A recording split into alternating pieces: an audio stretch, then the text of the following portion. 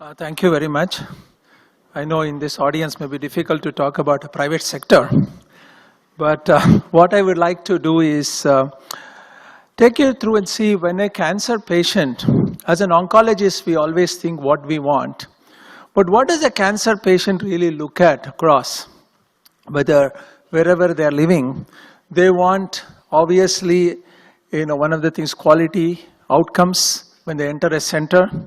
They look at accessibility and affordability. To both of them are somewhat related. So in the long run, we have to look at these factors and see how a model can be created, India being a vast country, to make these three visions possible. Is it possible? This is what the journey of HCG has been, where we have created today over 20 comprehensive cancer centers across the country and made this more accessible and having a huge social impact. So when you look at the increasing burden of cancer, the numbers in 2006, which obviously without a cancer registry may be far higher, poor awareness, and lack of accessibility. People have to travel from far corner of India to New Delhi or Mumbai for therapy. Imagine the cost involved in those and what are the financial implications of that. So how do you create a sustainable cancer care model to make quality care accessible and affordable? So the reality in 2016 when we embarked on the journey was centers were only in metros. Patients travel hundreds of kilometers for diagnosis and treatment. Dropouts rates were high, so the outcomes were very poor.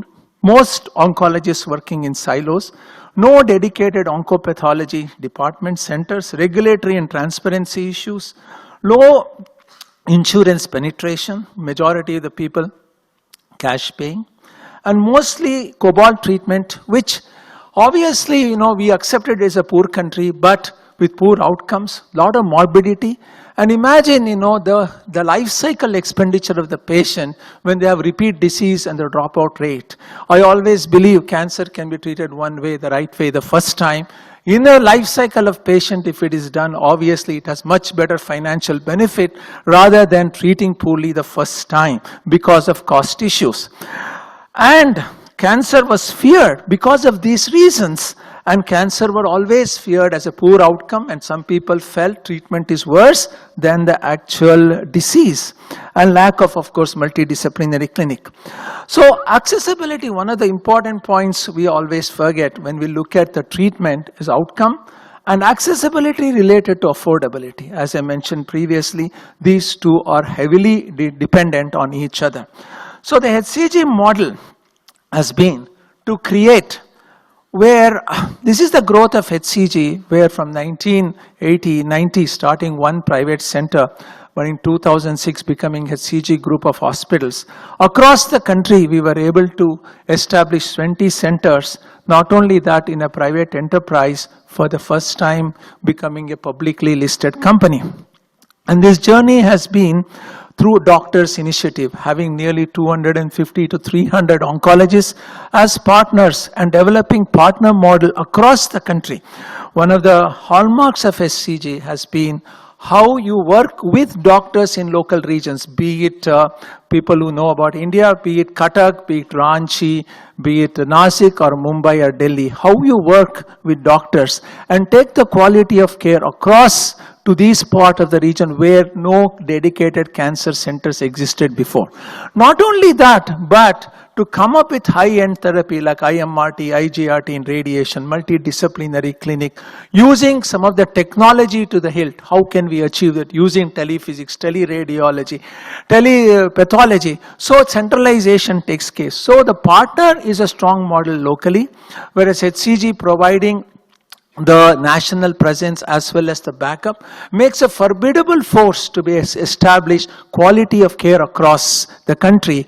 And this has made, in our view, a major social impact. The main hub not only delivers high quality of therapy, having high-end therapy for which is not available in the spokes, also it does a lot of back-end work. For example, telephysics, pathology, different verticals in pathology, providing high quality of diagnosis, and radiology, reading of the PET scans, and radiology, oncoradiology.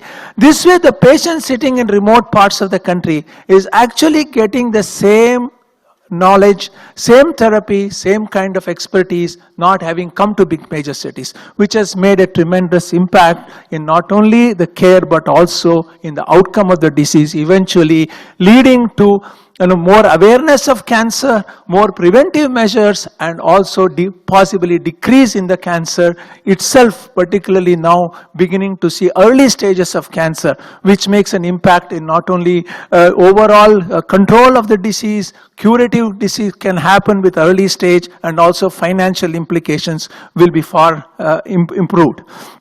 So network, as I mentioned, this is the global network of, India network you have, apart from Africa, where multiple centers are there, nearly 20 centers, soon to be 24 centers. So making quality cancer care accessible, affordable, making a social impact, as I mentioned, creating awareness using this infrastructure and the centers which are present across. I do believe cancer care will improve if there is a dedicated cancer centers in tier 2, tier 3 cities, which will actually have an impact not only on treating cancer, but creating better awareness and creating, by this, causing people to come at an early stage for diagnosis and therapy. Other important thing is focus on research. India having tremendous clinical material.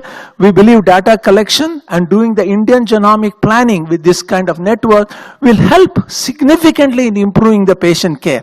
Not only thus, today with evidence-based medicine, when we are proving towards precision medicine, unnecessary treatment will be removed. In evidence-based medicine, we say 50% will respond. What about the other 50? Why are they getting unnecessary treatment, and what is the cost of that? So when we really look at it and how with the biotechnology costs coming down, we are able to do genomic sequencing for not even $200. It is a phenomenal change which has taken place. So in the future, I believe these kind of interventions, innovations will help to not only bring down the cost, but improve the overall survival and target the treatment right time, right place, and get the right outcome for these diseases. So this is how cancer utilization can be done. Centralized hub, technology, teleradiology, telemedicine, virtual tumor boards, patients sitting in different parts of the country and actually access main tumor boards in Bangalore or Mumbai and get the expertise. This is how technology has been used today. It's not in future to improve the quality of care. This has been one of the hallmarks of HCG model. So HCG philosophy has been to take a paradigm shift in the structuring of the finances, to introduce technology and start comprehensive cancer centers across the country. This has all been done without any government help. None of the land, none of the technology is from government grants. Single and private enterprise has been encouraged. No dividends are given. So the money is flowed back into the system, and whereby more new technology and new centers are done. And who is the ultimate beneficiary? It's the patient who is the beneficiary of this through centralization of services and financial investors. So bringing the latest technology, economic models, right treatment first time, all of this has been the hallmarks of redefining cancer care and taking the cancer care to the doorstep of the people rather than at a distance from them.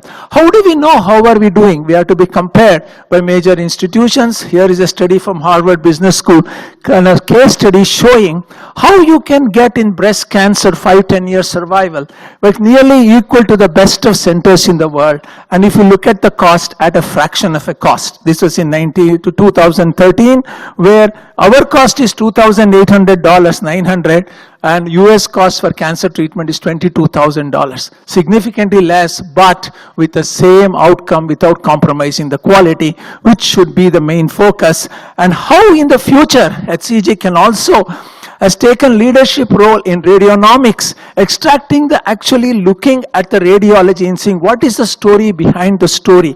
And based on that, how we can analyze who is likely to recur and take necessary precautions to see that this patient is treated differently from others, so recurrence and the implied social impact and cost doesn't occur. This is where we are moving as we move forward, monitoring the outcomes. HCG measures the outcome every 2 years, and all centers and compare it to the global standards and including the center of excellence we have, whereby we are able to determine which centers are not. Is it biology of the tumor?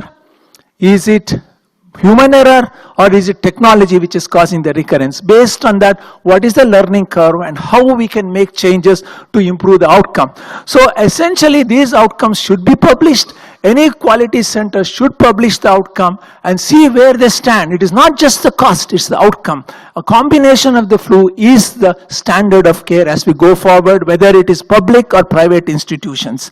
So model is doctor-driven, innovative model, introduction, advanced technology, expanding knowledge, creating this hub and spoke model and treatment outcomes. And we also have introduced recently at CG Life, where the emotional well-being of the patient, psycho-oncology, genetic counseling, all are incorporated to the patients using technology across the country. So that way the patient's acceptance and therapy is better. Also the outcome with this approach will be better in our view. The future vision is, we believe this can be rolled out not only in India, but across India. We are into East Africa, and this could be in all the emerging market. This model can be tested, a low cost, affordability, cross subsidy, good outcomes, and making most important thing is accessibility for cancer care. In 1 minute, I would like them to show a video how HCG has invented some of the innovations for the thing with a $1 cost. Can I see the video, please? This is the voice of India. This is the voice of India. Sisters and brothers of America, I regard myself as a soldier, though a soldier of peace. My countrymen in East Asia, while I am in Tokyo, I desire to address a few words to you, and I have no doubt that you will give them due consideration. Unfortunately, thousands of these strong voices are silenced every day by throat cancer.